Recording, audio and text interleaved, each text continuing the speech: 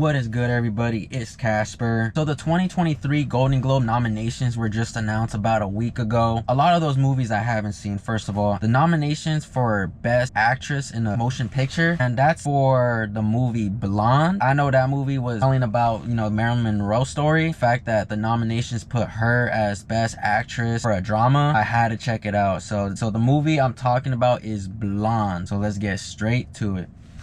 The movie Blonde is a 2022 film, 2 hours and 47 minutes, and it's rated NC-17. Directed by Dominik, starred by Ana de Armas, Lily Fisher, Julianne Nicholson, Sarah Paxton, and Ryan Vincent. So the movie Blonde, what I know, is a remake from another movie called Blonde, also based on a novel around the 2000 era. I think it's 2001. So it's based on a novel as well. A lot of fictional stuff in this movie. Ana de Armas, I've seen her in the 007 movie. I think it was just the most recent one. The introduction, how they started off the story with her being a little girl, I thought that type of description and storytelling was very good, and just senses of, okay, seeing some background of Marilyn Monroe is kind of necessary in that part, and it fit. The first 30 minutes of this movie was probably the best part of this whole movie. It would go back and forth from where Monroe is, a lot older and experiencing these photo shoots, meeting these Hollywood executives,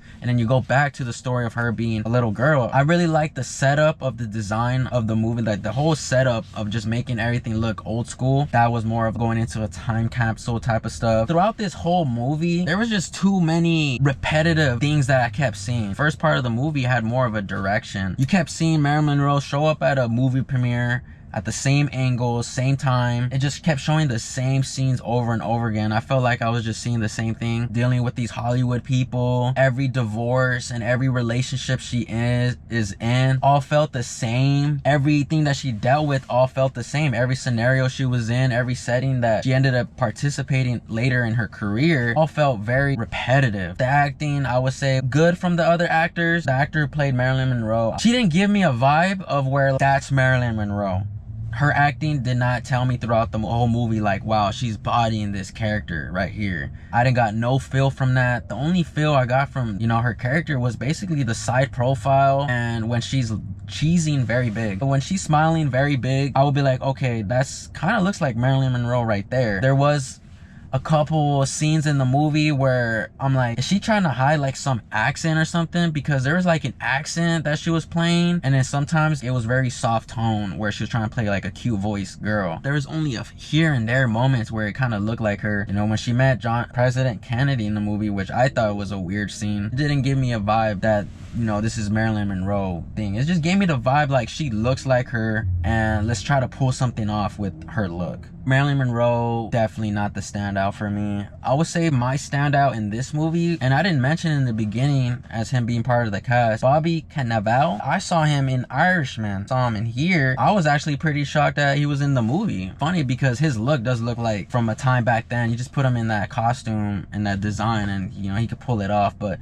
I would say his acting was very good. It wasn't even reaching at all. Him being mad at some points, it was very composed. The composure was good. His acting was, I would say, the best and stood out in my eye. A good choice for him to be in this type of movie. So some positive notes, camera work in this movie was actually really good. There's a lot of creative visual effects in this movie when Marilyn Monroe is just walking through a building. I don't know if she's like dazed or confused or just out of it, but there will be a special effect camera lens that just blurs out a lot of stuff. I thought that was really cool, and the editing and the camera direction of this movie, that was good. Thank goodness for that, because without that, man, I don't know how this movie would have been pulled off. Creativity was definitely in the camera work. There's scenes in there where some characters' faces are blurred off, and I'm like, whoa, that's kind of creepy, but it fit that vibe. There's some old school film in here that made it look like it's old school. Went with the black and white look in here too. I'm not too mad at the black and white. Like I said, a lot of the black and white was with when she was Marilyn Monroe was a little girl. That black and white fit for that. This movie, if you're trying to like work on your camera work, this right here is a good movie to work on camera work, because there's a lot of angles in this movie. It wasn't just straight one focus of an angle throughout the whole movie. It was pretty creative with their angles and choices. This movie only hit when it had like the famous moment that she had in real life. Famous picture of her with like her blouse going up and she's holding it down. They put that in this movie. The thing about that scene is they did a good job on presenting it. Didn't like on that scene was they were just too focused on that scene. Kept seeing the same thing over and over again. Like the dress keep going up, she holding it, dress keep going up, she holding it. Man, like let's move away from the camera work, and that did okay to help that. It was just too repetitive on seeing the same thing where you see the fetus of the baby.